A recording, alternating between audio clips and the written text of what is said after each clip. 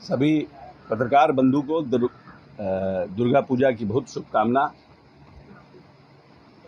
आज महाअष्टमी है और आज से दशहरा की छुट्टी भी हो गई है। पूरा देश जो है माँ के आराधना में लगा है। सब लोगों को शुभकामना देते हैं दशहरा की। आज मुख्य मुद्दा आज आप लोगों के बुलाने का है कि पिछले साल हम लोगों ने 26 नवंबर को संविधान दिवस के उपलक्ष्य में हम लोगों ने भीम संसद का आयोजन किया था और उस भीम संसद को 1 वर्ष पूरा हो रहा है इस 26 नवंबर को। तो हम लोग 26 नवंबर को फिर से संविधान दिवस को धूमधाम से मनाएंगे और इस संविधान दिवस को हम लोग इस 26 नवंबर को बापू सभागार में मनाने का हम लोगों ने निर्णय लिया है, क्योंकि भीम संसद के कार्यक्रम को और संविधान दिवस को हम लोगों ने अपने पहले कार्यक्रम में निर्णय किया था। इसको हर साल हम लोग बहुत धूमधाम से मनाएंगे। तो इस बार हम लोग बापू सभागार में मनाने का हम लोगों ने निर्णय किया है। साथ ही साथ बाबा साहब की जयंती के दिन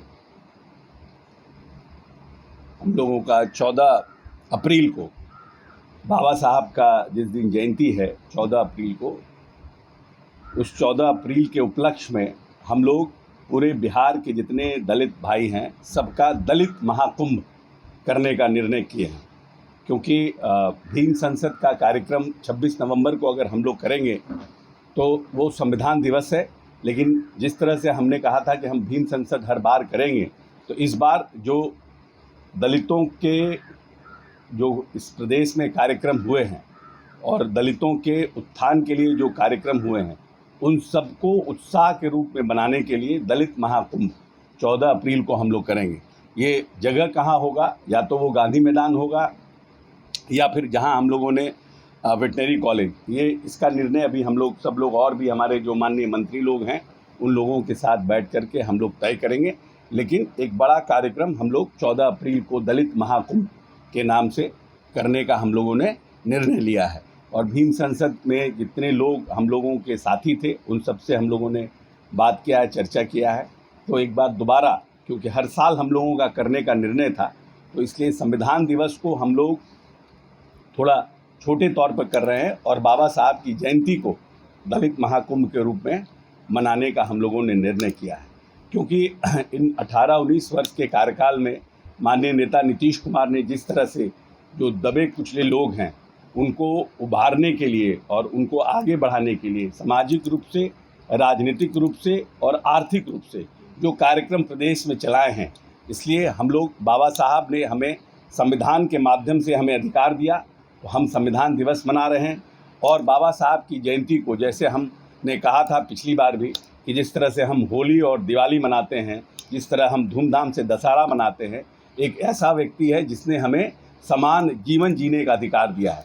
इसीलिए उस दिन हम सब बिहार के जितने दलित भाई हैं सभी लोग मिल करके दलित महाकुंभ का आयोजन करेंगे और धूमधाम से बाबा साहब की जयंती को मनाने का काम करेंगे। अब आरोप तो हर तरह के लोग हर तरह से आरोप लगाते रहते हैं और संविधान समाप्त करना है, इसीलिए तो हम लोग कहाँ कोई संविधान दिवस मनाता है। संविधान दिवस तो हम ही लोग मनाते हैं बाबा साहब का। कोई राजनीतिक दल संविधान दिवस कहाँ मनाता है? पिछले साल हम ही लोग संविधान दिवस मनाए। जो लोग कह रहे हैं कि हम संविधान ख़त्म हो रहा है वो तो संविधान दिवस भी नहीं मनाते हैं। हम ही लोग पिछले साल से और हमारी पार्टी जो है पिछले साल से और इसके पहले से संविधान दिवस मनाने का काम कर रही है।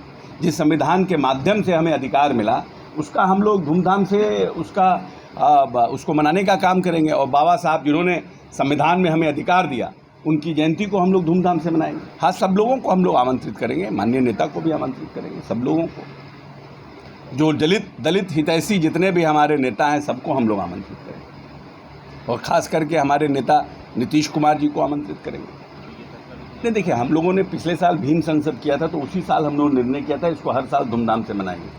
लेकिन इस बार क्योंकि अगले साल बाबा साहब की जयंती है तो संविधान बाबा साहब की जयंती को ज़्यादा धूमधाम से मनाने का निर्णय हुआ है और हर साल संविधान दिवस को भी मनाने का निर्णय हुआ।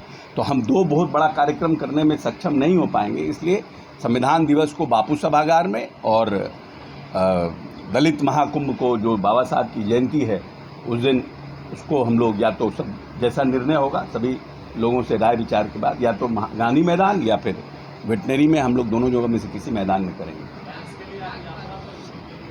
हाँ, पूरी टीम यात्रा पर निकलेगी। सभी अनुमंडलों में हम लोग बैठक करेंगे, सभी जिलों में जो बड़े बड़े ज़िले हैं सभी जिलों में कोशिश होगा, अनुमंडल में होगा, प्रमंडल में हम लोग मीटिंग करेंगे दलित महाकुंभ के लिए।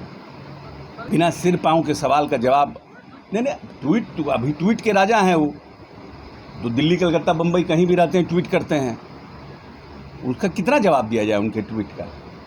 जो लोग नीतीश कुमार बार बार ये कहते हैं कि नीतीश कुमार का काम बोलता है, नीतीश कुमार नहीं बोलते हैं, तेजस्वी जी का सिर्फ ट्वीट बोलता है, दोनों में फ़र्क है।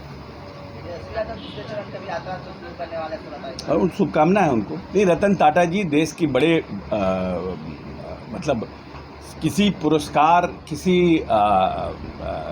विभूषण से रतन टाटा मानवीय रूप से एक बड़ा व्यक्तित्व थे, देश की एक बड़ी क्षति हुई, लेकिन जो जीवन में पैदा होता है उसको जाना होता है। तो हम समझते हैं कि रतन टाटा के लिए पूरा देश मर्माहित है। कोई जाति, धर्म, पार्टी, पॉलिटिकल पार्टी, सामाजिक क्षेत्र के लोग, सभी लोग मर्माहत हैं। इसीलिए रतन टाटा के लिए हम समझते हैं कि भारत कोई भी सभी रत्न से ऊपर है रतन टाटा। दलित एकता और दलितों के हितों की रक्षा करने वाला राजनीतिक दल ही भविष्य में देश पर राज करेगा, क्योंकि जातीय गणना के बाद लगभग 19% आबादी दलितों की इस प्रदेश में है। तो एकजुट रहना, वैसे राजनीतिक दल के साथ रहना जो उनके हितों की रक्षा करता है, ऐसे नेता के साथ रहना जो भविष्य में उनके आने वाली पीढ़ी, आने वाली संतति को जो आगे बढ़ाना चाहता है, राजनीतिक रूप से सबल करना चाहता है, उनके साथ एकजुट होकर राजनीतिक निर्णय करना।